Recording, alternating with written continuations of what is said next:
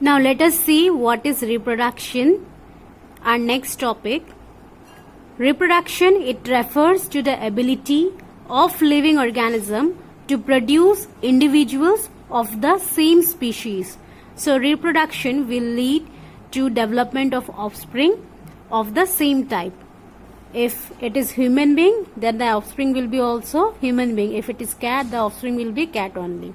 So it leads to the production of same species.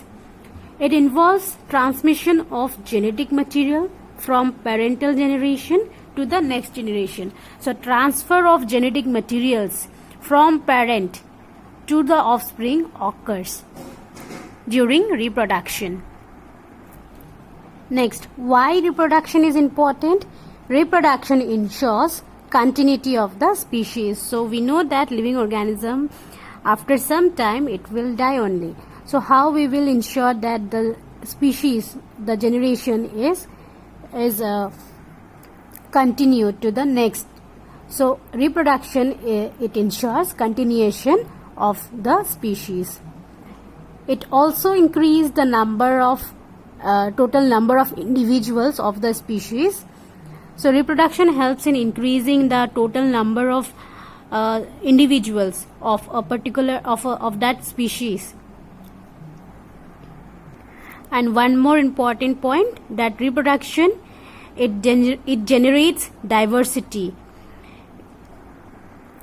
So it is a way by which diversity is generated in a species. Now let us discuss one by one how reproduction occurs in microbes, then how it will occur in plant and in animals. So all are different. Microorganisms such as bacteria, they reproduce mainly by asexual means of reproduction, asexual mode of reproduction, which means asexual means there only a single organism divides to produce the identical offspring. Always remember students, during asexual reproduction only a single parent is involved. We don't used to have male and female, no two individual occurs. Only a single individual is involved in the reproduction. So we will call it a parent cell. We won't include any male or female. It will be a single cell, only one individual. It will be a single organism, or you can say single individual. It will divide to produce the identical offspring. So that individual will keep on dividing to produce the offsprings. So you must have seen in case of amoeba, that binary fission. During that process, we know that amoeba, it is a single individual. It will divide, and from a single division it will produce two daughter cell, and that two daughter cell will again divide to produce four daughter cell. From one we will get two, and from another daughter cell we will get two. So total four daughter cell. Again that four daughter cell will divide to give rise to eight daughter cells. Again from 8 we will get 16, and from 16 we will get 32, and so on. So it keeps on dividing. So a single bacterium at successive division will produce 2, 4, 8, 6, 32, and so on bacteria.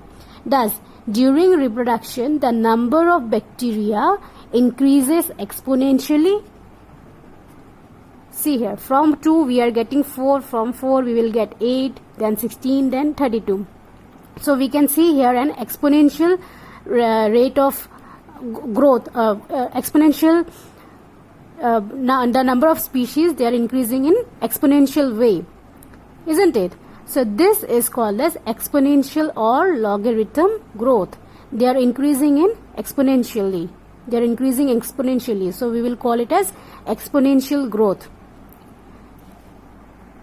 Now remember this students, during asexual reproduction, which was shown by the microbes or the bacteria, there is no mixing of genetic materials between the two cells, because only a single cell is involved. So no, there won't be any mixing of the cell. The single cell, it will first divide. It contains a nucleus. It will first divide to give rise to two nucleus. That process we call it as karyokinesis, and from that two nucleus, now the cytoplasm will divide in the cell. So that process will call it as cytokinesis. Cytoplasm used to divide, and finally the amoeba or the bacteria, it gets divided into two cells. So there is no mixing of genetic material that has taken place in this case, and thus the entire progeny, the entire offspring is identical to the parent cell. So since there is no genetic transfer, since there is no mixing of the genetic material, no transfer of the genetic material, so the offspring, or you can say the progeny, they looks exactly similar to the parental cell. So they are the exact copy of their parental cell. But in case of us, in case of human, it is not so, because in our case genetic material are exchanged between the male and female. That is why we do not look identical to our parents.